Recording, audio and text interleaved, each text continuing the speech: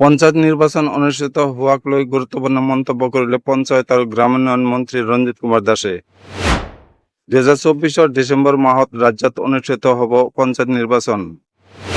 মন্ত্ৰীগৰাকীয়ে জনোৱা অনুসৰি এইবাৰৰ পঞ্চায়েত নিৰ্বাচন হ'ব ৰাজনীতি মুক্ত। এইবাৰৰ পঞ্চায়েত নিৰ্বাচনত নাথাকে কোনো দলীয় চিহ্ন। ৰাইজে নহয়, এইবাৰ পঞ্চায়েত সভাপতি নিৰ্বাচিত কৰিব পঞ্চায়তৰ ৱাৰ্ড সদস্যসকলে। উল্লেখ্য যে পূৰ্বে গাঁও পঞ্চায়তৰ সভাপতিৰ বাবে অনুষ্ঠিত হৈছিল নিৰ্বাচন। পঞ্চায়েত নিৰ্বাচন লৈ শিলচৰৰ গুৰুত্বপূৰ্ণ মন্তব্য কৰিলে পঞ্চায়ত আৰু গ্ৰামোন্নয়ন মন্ত্ৰী ৰঞ্জিত কুমাৰ দাসে।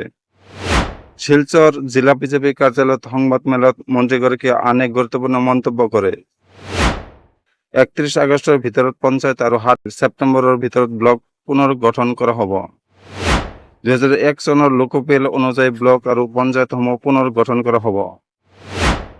এই প্ৰক্ৰিয়া সমাপ্ত হোৱাৰ পাছত ডিচেম্বৰ মাহত পঞ্চায়ত নিৰ্বাচন অনুষ্ঠিত হ'ব বুলি জনায় মন্ত্ৰী ৰঞ্জিত কুমাৰ দাসে।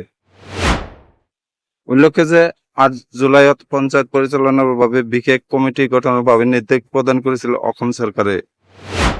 বৰ্তমান জিলা পৰিষদ পৰিচালিত হৈ আছে অভিভাৱক মন্ত্ৰীৰ নেতৃত্বত। অভিভাৱক মন্ত্ৰীৰ অধ্যক্ষতাত গঠন হৈছে কমিটি। এই কমিটিৰ সদস্য সচিব হৈছে জিলা আয়ুক্ত আৰু কমিটিৰ সদস্য হৈছে জিলা পৰিষদৰ CEO। আনহাতে আঞ্চলিক পঞ্চায়ত পৰিচালিত হৈ আছে বিধায়কৰ নেতৃত্বত।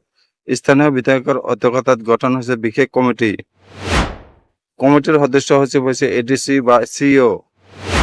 গাঁও পঞ্চায়ত পৰিচালিত হৈছে BDOৰ অধ্যক্ষতাত। কমিটিৰ সদস্য সচিব হৈছে গাঁও পঞ্চায়তৰ সচিব।